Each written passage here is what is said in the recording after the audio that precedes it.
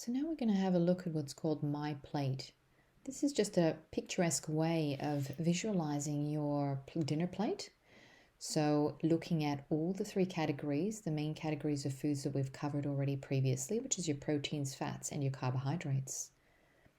So we've roughly, you can see there's a rough three divisions there. So you've got three sections to our plate.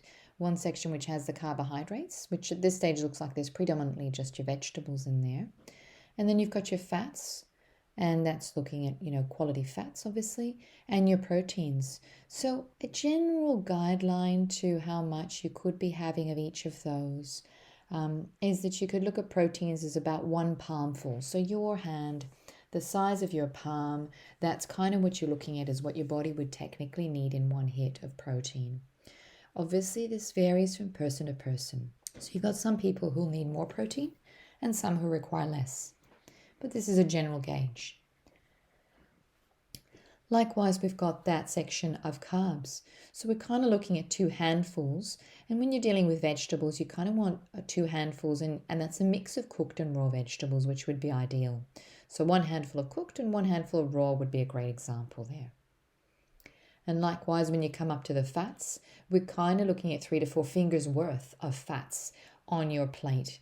So that could be from quality fats, obviously, in terms of it could be nuts and seeds, or it could be from olive oil or from avocado, or any of the ones we're going to be covering soon. We're going to be exploring in depth each of these categories and looking at which ones are a bit better quality and which ones are not necessarily supportive to the body.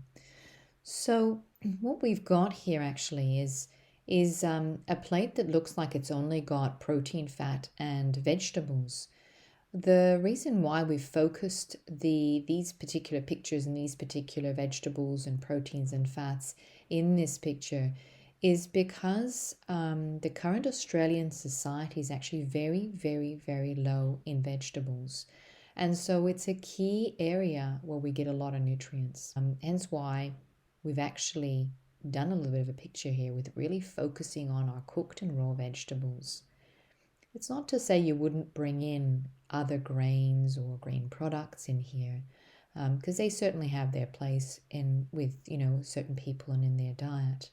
But our focus here is really to remind people that vegetables, we can really afford to bump that up in our diet quite a bit.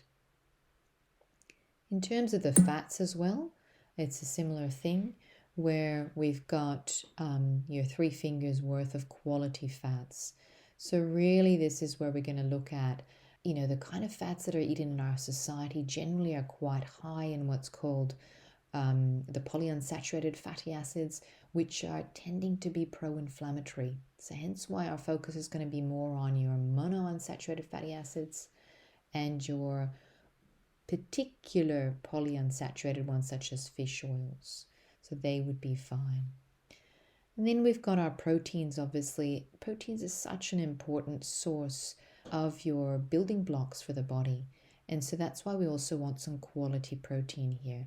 And again, we're going to explore what it means to go into quality proteins as opposed to, say, just having any protein whatsoever. So what I've drawn here is your raw proteins, like a cut of fish or a steak itself, or an egg or a chicken leg. So it's not proteins that have been processed as such. They're fairly clean proteins is what we're talking about. And so really what you want is your dinner plate really kind of wants to be, whether it's dinner as your main plate or whether it's lunch or breakfast, doesn't matter. But you really want to be looking at bringing in each of these components as a focus. That wraps it up for us in terms of looking at a general picture or view of your dinner plate.